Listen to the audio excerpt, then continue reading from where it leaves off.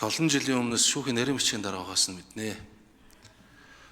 Тэгээд манай шүүхийн бас элдв одоо яриа хөөрөө хардлага сэрдэлгээд ордоггүй нуруугаа барьж яг энэ шүүгчийнхээ замналаар тууштай явж байгаа энэ төлөөлөл юм бол нэг нь өнөөдөр энэ Улсын хурлын чуулганд танилцуулагдаж байгаа баяртай байна. Одоо энэ шүүхийн ер нь энэ тослох жижүүр энэ байдлаас ажил албан тушаал эргэсэн манай шүүг зүтгэж олон залуучууд биш. Одоо тухайлах юм бол энэ шүүхийн ерхий зөвлөлийн гишүүн Магна 2-ын мөнхт байгаа гэтэл бас л адилхан замаар л явж байгаа. Тэгээ шүүхийн сайн мууг эхнээс нь мэддэг олон жилийн шүүхийн системд явж байгаа өнөөдөр танилцуулагдаж байгаа бас баяртай байна. Би зүгээр хоёр зүйл захиж хэлэх гэсэн юм аа. Түрүү их чухал сэдв нэр дэвшигч маань өөрөө хөндөж ийн энэ шүүхийн шийдвэрийн асуудал.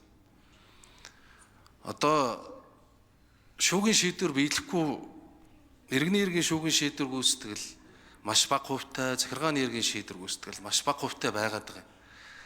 Тэгээ энэ дээр бол мэдээж улсын их хурл хууль тогтоох дэд байгууллагын хувьд анхаарч энэ өөрчлөлтүүдийг бол хийн.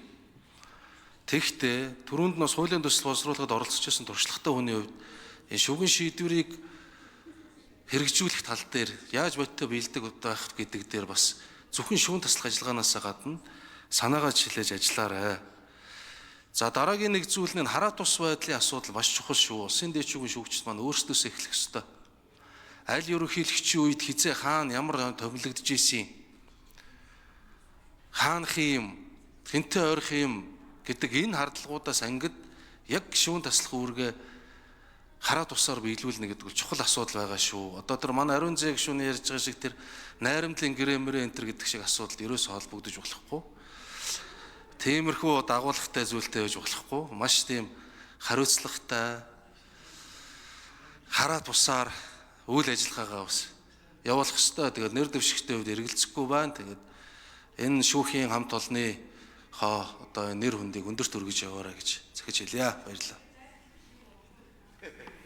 За үхэллээ дэмжиж Жамбын Батцуур гишүүн асуулт асууж үхэлнэ.